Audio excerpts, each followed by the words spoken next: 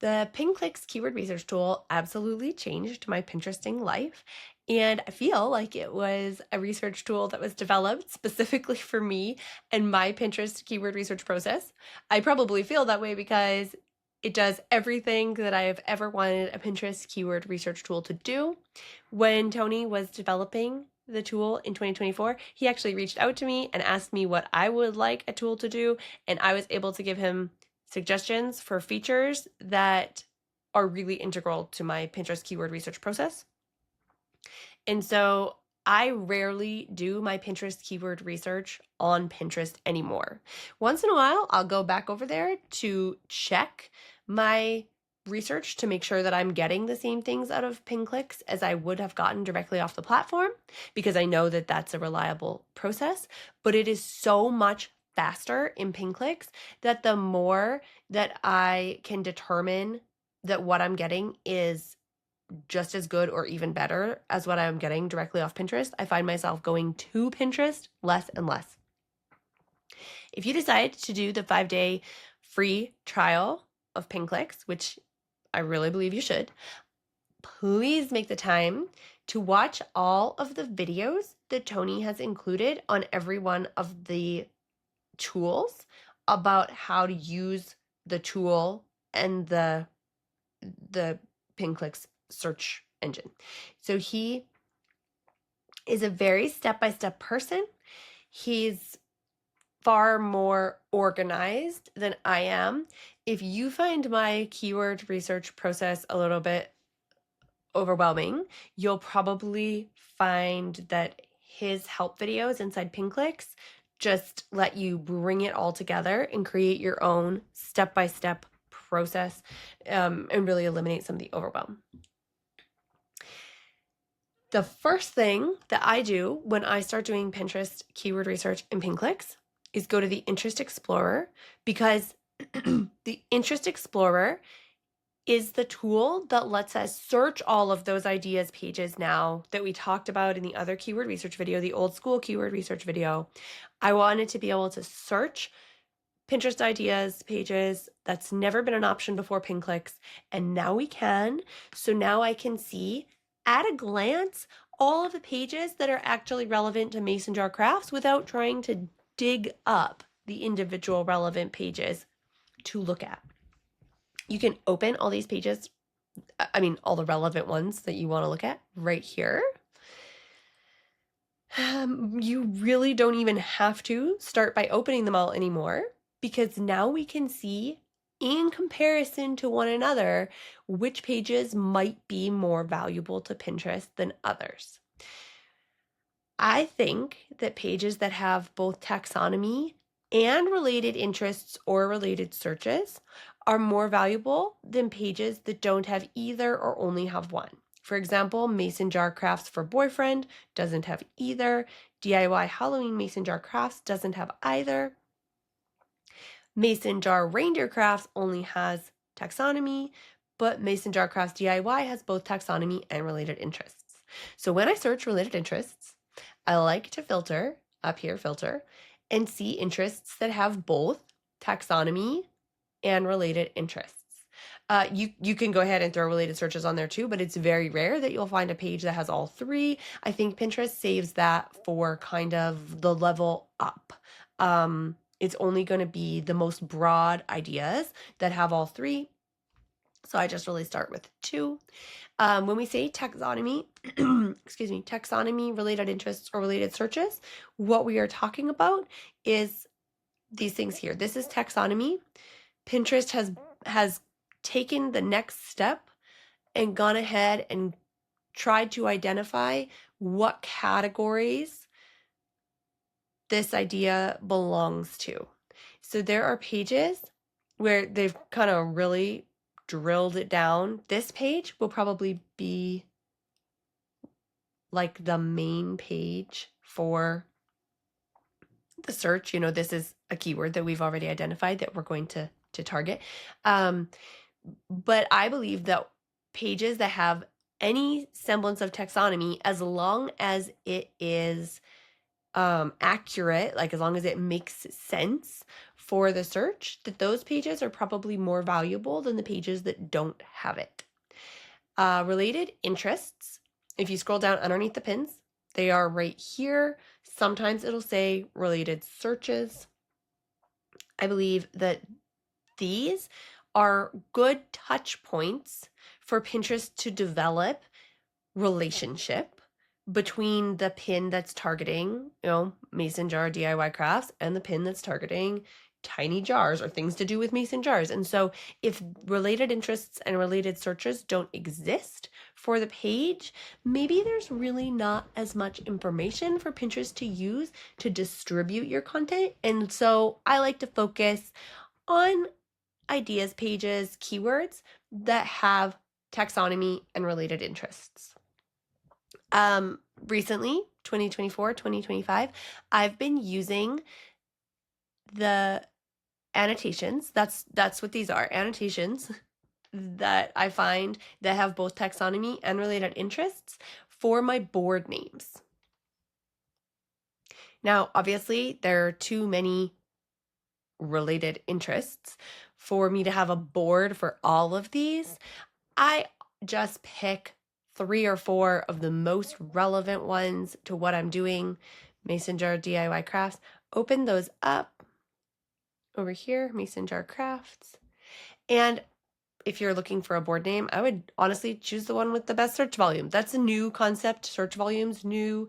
But if I'm going to choose between mason jar crafts and it's got 62,000 people and mason jar crafts DIY and it has 18,000 people, then if they're equally relevant, I'm probably going to go with the one that has the most search volume. I also like to glance and see how many pins on average or how many repins on average does each of the pins on this page have? Are the related interests actually related? Those kind of things.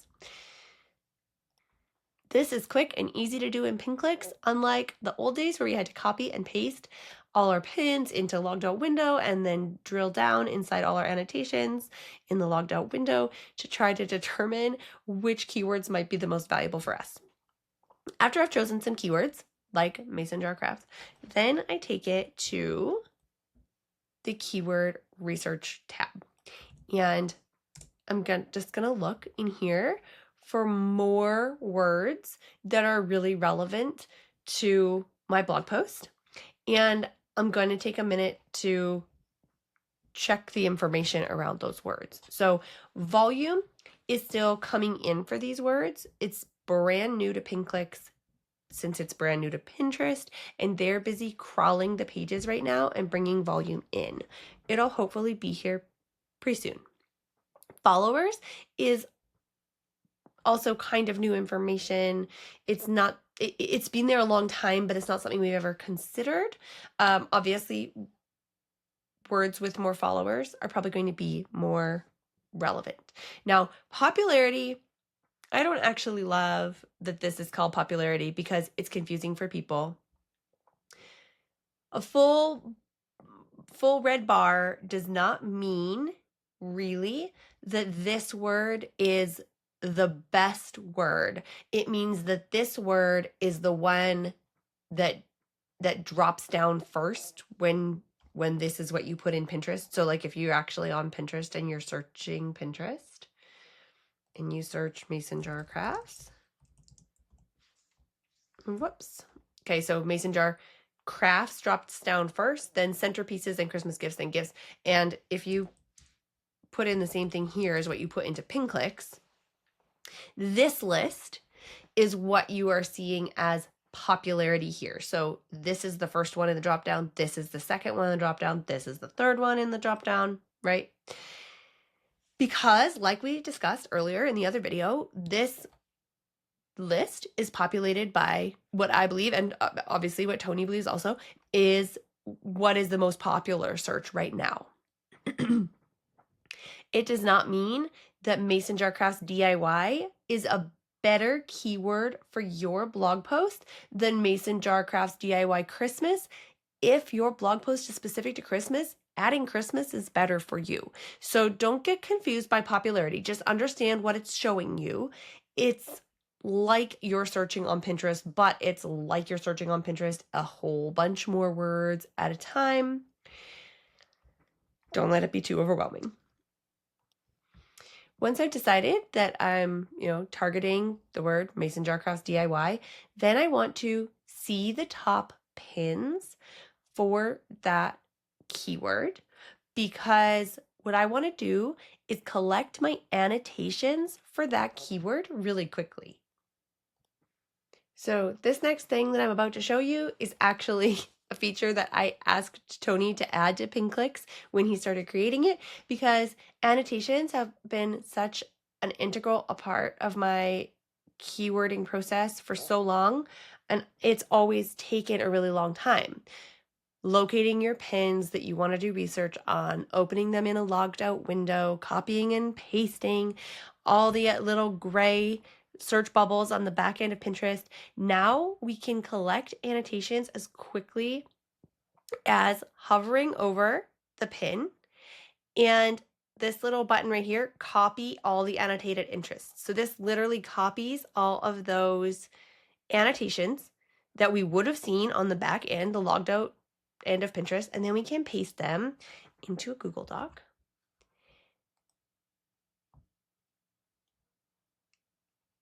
And then we can do the same for the next one. And of course, you only want to copy the ones from the blog posts that are very, very relevant to what you are going to post. So, I mean, if my blog post isn't about sock gnome mason jars, I'm going to skip that one and just go for the ones that are very relevant. And then I go through here and I eliminate the ones that are repeats. And actually, now there's a way built into PinClicks to do this much, much faster than how I'm doing it. I'm still doing it this way because this is the habit that I developed when I started using PinClicks. But now you can click export and you can export the annotated interests. And then they come out as a spreadsheet like this, and you can filter them by the occurrences. So this is how many times I want to sort this descending. This is how many times these annotations appear on all of these pins. I think it might be the top 25 pins. And so if they're relevant to my post, I'm going to make sure I use these ones that appear more times. And then I also choose a handful of the ones from the top pins that only appear once but are still very relevant. Now, since PinClicks, I'm able to explore. I'm just going to close a bunch of these pages because it's going to get confusing with them all open. I'm able to explore the annotations that I'm going to choose as my keywords a lot more in depth, a lot faster. So what I like to do is open the ones that I feel are the most relevant to my blog post that I'm making. So if my blog post isn't a Christmas themed one, I actually wouldn't open any of these.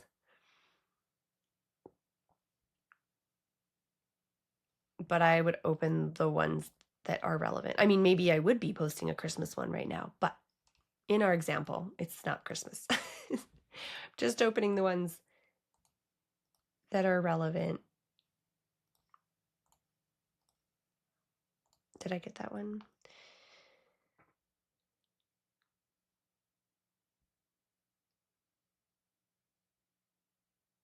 Sometimes I'm still checking the seasonal ones because sometimes seasonal pins that are doing really well will have broader non-seasonal annotations. So I still like to check those ones just to see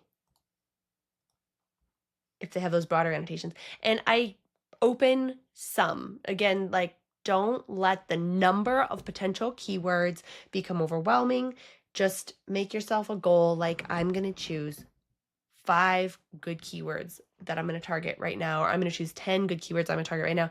And don't let yourself get 50 keywords down the rabbit hole. So what I've done is I've opened a bunch of relevant keywords for my blog post.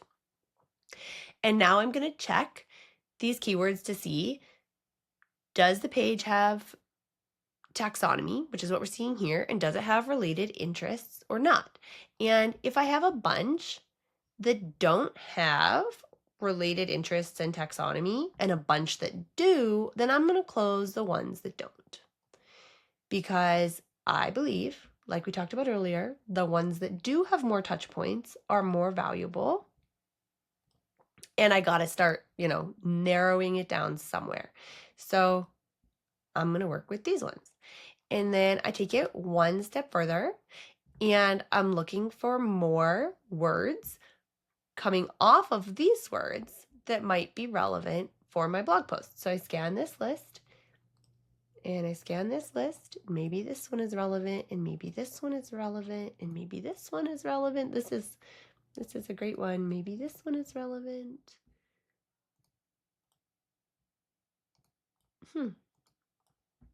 This one's not very seasonal at all.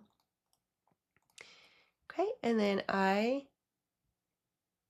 do the same thing here. Does it have a taxonomy? Does it have related interests? It might not. This one does. And this one does. So this one, mason jar centerpieces. If we're working for my blog post about mason jar craft ideas, this is obviously very specific.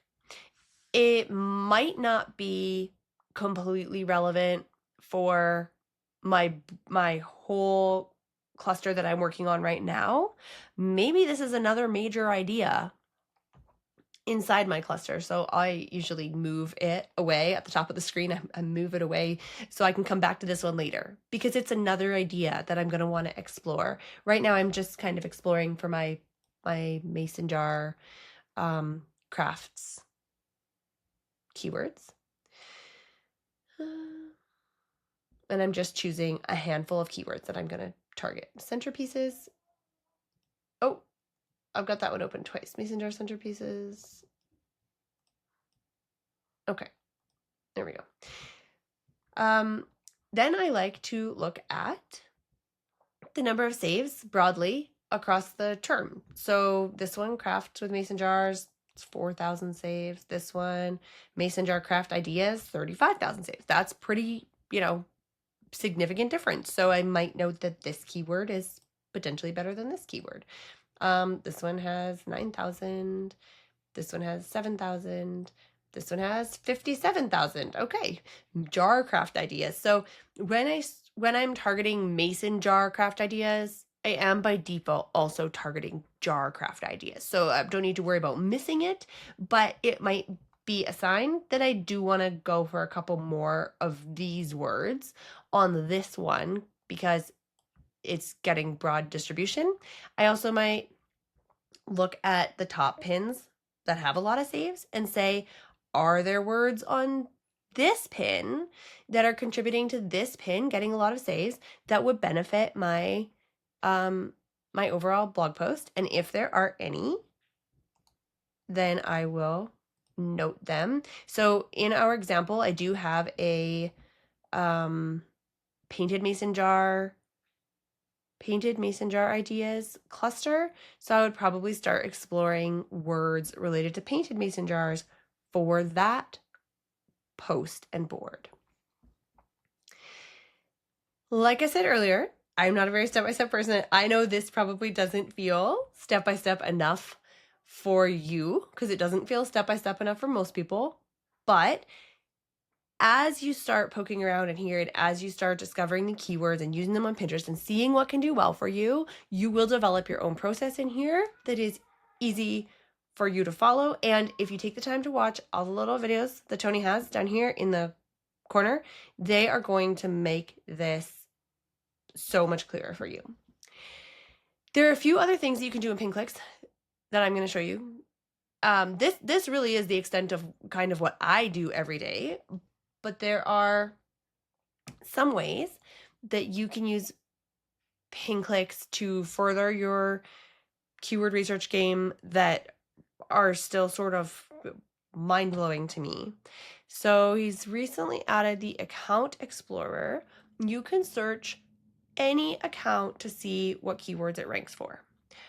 Obviously, we can do competitor research here, but what's more exciting to me is that we can search our own accounts here and see where we're ranking, where we're getting distribution that we might not even realize we are getting distribution.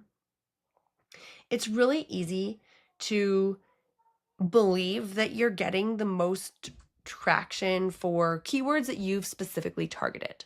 You know, if the mason jar crafts post starts to do well, I'll automatically assume that it's doing well because it's ranking for things like crafts with mason jars and mason jar craft ideas because I chose those words and I targeted them. But the truth is, over time, it will start to rank for lots of things that where did my screen go? It will start to rank for lots of things that I didn't even target. And now we will be able to easily see where we're already ranking that we could rank for even better if we targeted it, where that we could get even more traffic for if we explored ideas around it. So definitely plug your own account into the Account Explorer and look to see what words you didn't even realize that you were ranking for, and ask yourself what potential around those words is there for you. This is really exciting. The next tool that I have been using is PinStats. Now, you can take pins from anywhere on Pinterest and paste them in here and grab all the stats for them. I mean, I also find that there's lots of other places where you can, in PinClicks, there's lots of other places where you can get the stats for each individual pin, like in top pins. If you do a search here, I have all the stats here for the top ranking pins for this keyword. I can see the saves, the position, when it was created, if it's a repin or not. I can see all those stats. So I've had a lot of other uses that I've come up with for pin stats. One of them is checking to see if a group board might be valuable to me or not.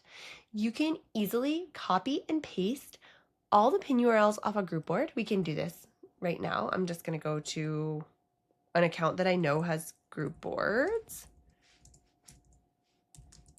Okay, I know that the Better Home and Garden account had group boards from back in the day. Oh, that's not one. The cookie threw me off. Let's see. Okay, here's a group board of best recipes. I can copy the links off of this page and check them to see if they are getting interaction or not. If I'm considering joining a group board, I really only want to join a group board where the new pins are actually getting out there and getting engagement. So I've got this extension called Link Gopher, which allows you to extract all the links off a page. Now, the first links up here, those are the contributors to the board. So starting at the pin URLs, I'm going to copy those and paste them into the pin stats tool. And now I can see at a glance what kind of engagements the most recent pins on this board have had. For me, the most interesting ones to look at are the ones that are not repins, because obviously this one that is a repin, it says 1,438 saves. Maybe some of those saves are on the historical version of the pin, not the most recent version. But this board has pins that have been pinned to it today, brand new pins that already have saves. Now, I'm not surprised to see that the Better Homes and Gardens board is definitely getting distribution and that it's a good board to get on. I kind of figured it would be. Nobody can get on that board unless you have been a contributor for Better Homes and Gardens. But this is a great way to peek in at the distribution on group boards. Another way that this pin stats tool has been useful for me is in reverse engineering my competitors' Pinterest strategy. Sometimes I would really like to know how often are they pinning to this board, or how much engagement is this board getting? And now I can take all the pin URLs from their board using the link gopher tool, put it in the pin stats tool, and I can actually get a peek inside how those pins might be performing on their account. So we can't see how many outbound clicks somebody's getting, but we can see how many saves they're getting when they're creating their pins, whether or not they're only pinning repins or pinning new pins. It's just been really valuable that way. And we could talk about PinClicks for literally hours, but there's just one more thing that I want to show you inside PinClicks that's really exciting for me, and that's the search tracker. So right here. Now, mine says no results found because I'm recording this video publicly, so I didn't want my own data, the things that I was tracking personally in here for this public video, so I've taken all my keywords away. But you add the keywords that you want to know about if Pinterest is changing their guided search. So when you go on Pinterest and you search like this, mason jar crafts. So right now, the first recommendation is DIY, and the next recommendation is DIY homemade gifts, and the one after that is Christmas. And obviously, this has changed since October, when one of the top recommendations was probably Halloween. And so if you track mason jar crafts in your search tracker, PinClicks is going to email you and let you know when this changes. Same as the bubbles underneath. If you're tracking mason jar crafts and the recommendation for the guided search bubbles changes, they're going to email you and let you know. And the more keywords that you're doing really well for on Pinterest, the more important this is, because sometimes we'll get great traffic to a post and it lasts for months and months, and then the traffic just dries up, just falls off a cliff overnight. It didn't slowly dwindle, it just goes away. And one of the reasons that it just goes away is because you might not have been ranking well for mason jar crafts right here, but you might have been ranking really well for mason jar crafts DIY. And DIY was a suggestion here. Pinterest was suggesting people go to that one. And then all of a sudden they stop suggesting it. And prior to PinClicks, it's been absolutely impossible for us to kind of put together in our minds, like, okay, I was ranking here, that changed, now people aren't finding my post anymore. But now, because we can keep track of where we were ranking using the account explorer and the rank tracker, you can actually individually track your own keywords that you want to see when you start ranking for them. I'm not going to show you that right now because I do have my own personal information saved in there on my PinClicks account. But PinClicks is going to alert us to these changes. If I suddenly lose traffic to mason jar crafts and I get a notification that this guided search has changed, then I know that there's probably a correlation and it's time to make new pins or new boards and target easy mason jar crafts instead of mason jar crafts DIY. And that is just really going to change the amount of control we have over traffic fluctuations.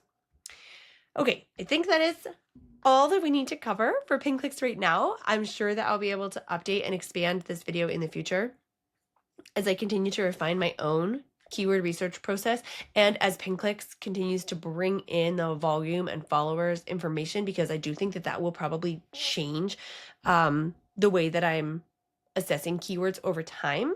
And I know that they're also introducing new features all the time, and as those features become integral part of my process, I'll update the video so that you can know how I'm using this tool also.